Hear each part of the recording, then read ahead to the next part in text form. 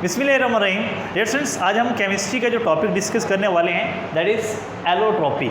Allotropy क्या होती है, इसकी रीजंस क्या होती हैं, इसकी एग्जांपल्स क्या हैं, आज हम इस लेक्चर में डिस्कस करेंगे। फर्स्ट ऑफ ऑल डेफिनेशन देखते हैं। The existence of an element in more than one form in same physical state. आप एलिमेंट्स का पाया जाना मोर देन वन फॉर्म्स, एक से ज़्यादा हालतों में, इन सेम फिजिकल स्टेट के सेम होते हुए एलिमेंट का एक से ज़्यादा हालतों में पाया जाना दैट इज़ एलोट्रॉपी।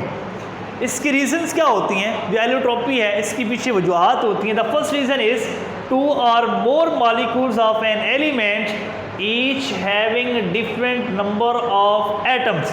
कि हमारे पास दो या दो से ज़्यादा मॉलिक्यूल्स होते हैं एक एलिमेंट के, जिसके अंदर क्या होता है, डिफरेंट नंबर्स ऑफ एटम्स होते हैं। मॉलिक्यूल एक ही एलिमेंट्स के होते हैं लेकिन उसके अंदर जो नंबर ऑफ एटम्स होते हैं वो डिफरेंट होते हैं, जिसकी वजह से क्या होता है, एलोट्रोपिक फॉर्म बनती है। जैसे कि हम बात करते हैं ऑक्सीजन की टू एलोट्रोपिक फॉर्म है। ऑक्सीजन डायटोमिक फॉर्म में भी पाई जाती है, ऑक्सीजन जिसको हम इनहेल करते हैं O2, एंड O3 फॉर्म में भी पाई जाती है जो कि ओजोन है। अब इसमें डिफरेंस क्या है, O2 जो है ये हम इनहेल करते हैं, इसमें दो ऑक्सीजन एटम होते हैं। O3 हमारे एटमॉस्फेयर को प्रोटेक्ट करती है, हमें प्रोटेक्ट करती है। यहाँ पे एटमॉस्फेयर में ये मौजूद होती है, ये प्रोटेक्ट करती है अल्ट्रा वायलेट रेडिएशंस को ज़मीन पर ना पहुँचें, तो ये उसमें हमें प्रोटेक्शन देती है। तो ये ओजोन जो है ऑक्सीजन की एलोट्रोपिक फॉर्म है जिसके अंदर जस्ट डिफरेंस ऑफ एटम है। सेकंड जो है वो हमारे पास क्या है, arrangement of to or more atoms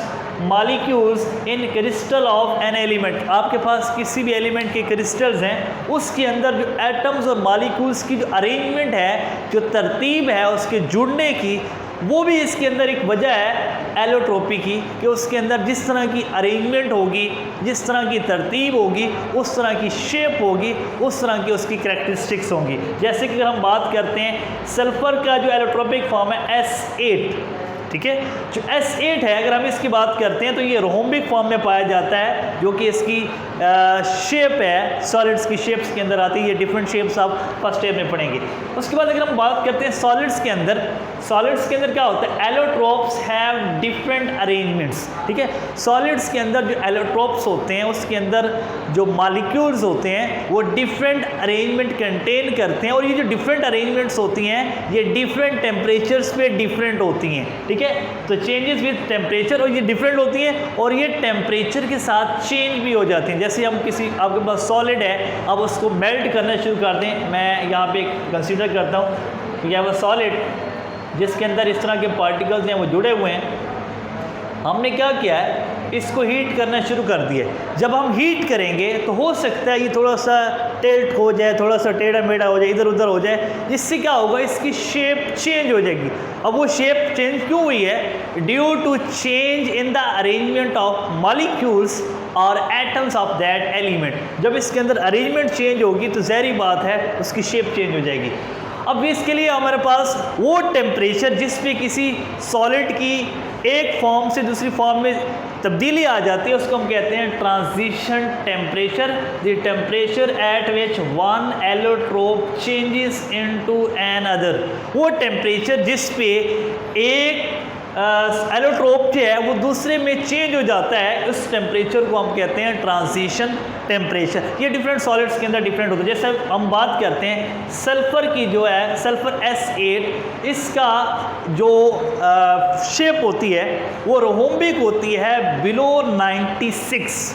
जब टेम्परेचर 96 से बिलो है तो इसकी शेप रोम्बिक होती है। लेकिन अगर जब हम इसको हीट करते हैं तो हीट करने से क्या होता है, जब हम 96 से बढ़ाएंगे तो S8 मोनोक्लिनिक में चला जाएगा। एक बात आपने याद रखनी है, rhombic, monoclinic, these are the shapes of solids, जिसको आप फर्स्ट टाइम में डिस्कस करेंगे। ये सॉलिड्स की शेप्स होती हैं जो डिफरेंट टेम्परेचर पे डिफरेंट होती हैं। तो 96 से बिलो जो है वो हमारे पास ये रोम्बिक में होता है, 96 से अबव जो है वो मोनोक्लिनिक में चला जाता है। तो आपका ये एमसीक्यूज में भी आ सकता है कि सल्फर का ट्रांजिशन टेम्परेचर क्या है, तो that is 256 Celsius degree Celsius. उसके बाद है जी फास्फोरस P4 वाइट, ठीक है। जो फास्फोरस है ये टेट्रा एटॉमिक मॉलिक्यूल है जिसमें 4 एटम जुड़े हुए हैं। टेट्रा का मतलब होता है 4, atomic mean atom and molecule is molecule. Tetra atomic molecule जो P4 वाइट है ये बड़ा, इसके अंदर कुछ फीचर्स हैं जो आपने याद रखने हैं। ये पॉइजनस होता है, इसके साथ साथ ये रिएक्टिव होता है, हाईली रिएक्टिव होता है। एंड थर्ड वन इज ये वैक्सी सॉलिड होता है, ठीक है। These are the 3 characteristics. ये पॉइजनस होता है,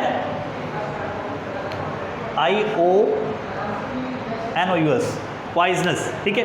ये पॉइजनस होता है, रिएक्टिव होता है, वैक्सी होता है। लेकिन 250 सेल्सियस से जब हम टेम्परेचर बढ़ाते हैं तो ये P4 टेट्रा रेड में चला जाता है, जो कि लेस पॉइजनस होता है, लेस रिएक्टिव होता है, और ये जो है चमकदार होता है। इसके अंदर लस्ट्रस लुक होती है, चमक होती है, जो कि P4 टेट्रा फास्फोरस में आ जाता है, जो रेड कलर में होता है। तो इसमें दोनों में डिफरेंस, कैरेक्टरिस्टिक्स में भी डिफरेंस आ जाता है। उसके बाद है टिन।